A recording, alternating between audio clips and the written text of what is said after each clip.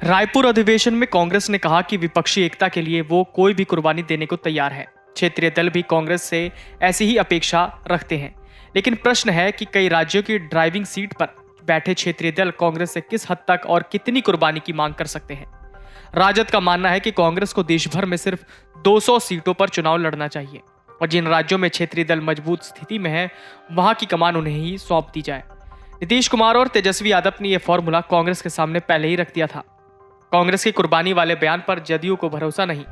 जदयू के राष्ट्रीय प्रधान महासचिव केसी त्यागी उसकी मंशा पर ही सवाल उठाते हैं।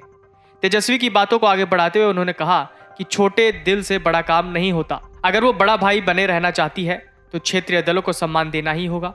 हालांकि कांग्रेस ने कभी क्षेत्रीय दलों से बात नहीं की, एकता की पहल नहीं की। भाकपा के राष्ट्रीय सचिव अतुल अंजान ने कांग्रेस को आत्ममंथन करने की सलाह दी है। उन्होंने कहा कि सिर्फ राजस्थान और छत्तीसगढ़ के बल पर ही कांग्रेस की दिल्ली की कुर्सी नहीं मिल जाएगी। उसे केरल और बंगाल पर भी मंथन करना चाहिए कि उसने किसके साथ क्या किया। भाजपा से संघर्ष के लिए बिहार फॉर्मूला सबसे बढ़िया है। 2019 के लोकसभा चुनाव में कांग्रेस 421 सीटों पर अपने प्रत्याशी उतारे थे। उसे सिर्फ 52 सीटों पर जीत मिली थी और 209 सीटों पर उसके प्रत्याशी दूसरे नंबर पर आए थे। 148 सीटों पर जमानत जब्त हो गई थी। कांग्रेस की जीती हुई सीटों में कई ऐसी भी थीं जिन पर उन दलों की हार हुई थी जिनसे आज एकता की अपेक्षा की जा रही है। जदयू को कांग्रेस ने 1 सीट पर एवं वाम दलों को 13 सीटों पर शिकस्त दी थी। तेलंगाना राष्ट्र समिति को 3 सीटों पर कांग्रेस से हार हुई थी। सवाल है कि कांग्रेस के क्षेत्रीय दल क्या उन सीटों पर कुर्बानी देने के लिए तैयार होंगे।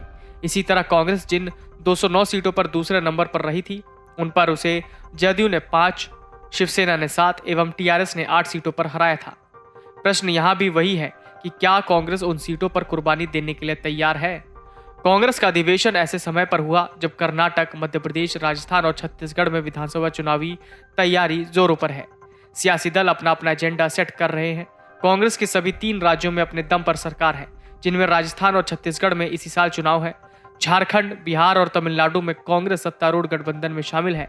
2018 में कांग्रेस इन चारों राज्यों में सरकार बनाने में सफल रही थी, लेकिन एमपी और कर्नाटक में ऑपरेशन लोटस के जरिए कांग्रेस को सत्ता से बेदखल कर बीजेपी काबिज हो गई थी।